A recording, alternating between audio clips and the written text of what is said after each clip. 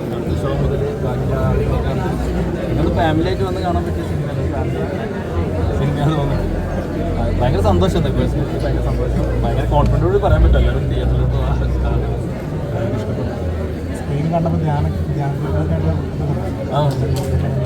അടിപൊളി. ഇവരെൻ്റെ ഫസ്റ്റ് മൂവിയാണ്, സ്റ്റാർട്ടിങ്ങിലായിരുന്നു. ഇവരൊക്കെ എടുത്തതാ ഹീറോയിൻ ബാക്കി ആളോട് ചോദിക്കും. Thank you.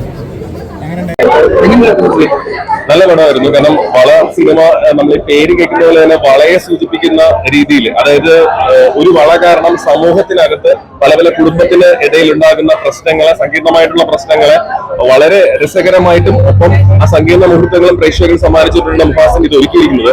ഏറ്റവും വലിയ പ്രത്യേകത പറയേണ്ടതെന്ന് പറഞ്ഞാൽ ഇതിന്റെ സംഗീത സംവിധാനം ചെയ്തിരിക്കുന്ന ഗോവിന്ദ് വസന്ത് തന്നെയാണ്. കാരണം പിന്നെ എനിക്ക് തോന്നുന്നു ആദ്യമായിട്ട് ഗോവിന്ദ് വസന്ത് ഒരു മുഖ്യ റോളിലും ഈ പടത്തിൽ അഭിനയിച്ചിട്ടുണ്ട്.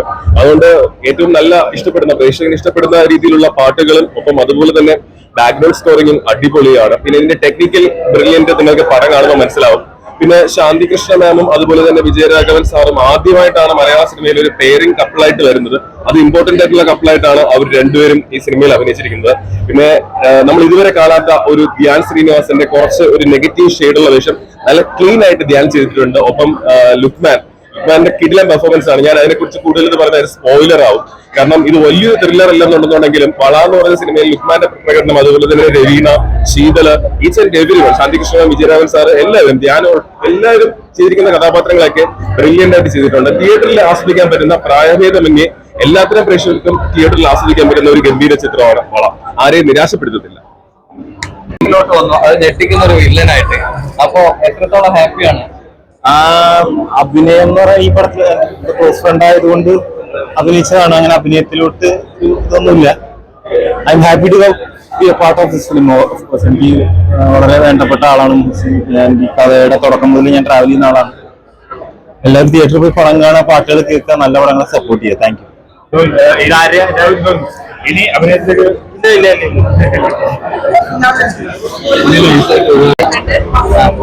എല്ലാവരും ഫാമിലിയായിട്ട് കാണാൻ പറ്റിയ പടമാണ്. പോയിട്ട് കാണാം. ലുക്മാന്റെ ഫൈറ്റ് സീനും ഒക്കെ നൈസാണ്. നമ്മൾ എക്സ്പെക്ട് ചെയ്തതുപോലെ തന്നെ വന്നിട്ടുണ്ട്. കോമഡിയാണോ, എന്താണ് കോമഡി ഫാമിലി പടമാണ്.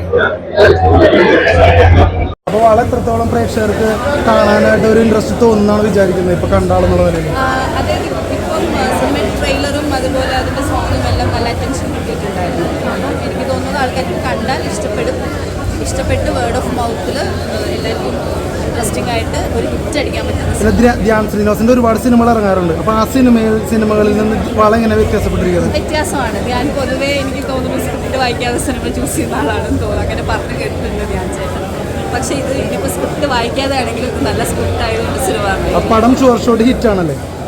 അപ്പോൾ അങ്ങനെ നമുക്ക് ഉറപ്പിച്ച ഒരു കാര്യത്തിൻ്റെയും പറയാൻ പറ്റില്ല. ഡിപ്പെൻസ് ഓൺ എങ്ങനെയാണ് ആൾക്കാർ ഉപയോഗിക്കുന്നത്. പക്ഷേ I feel it's A good.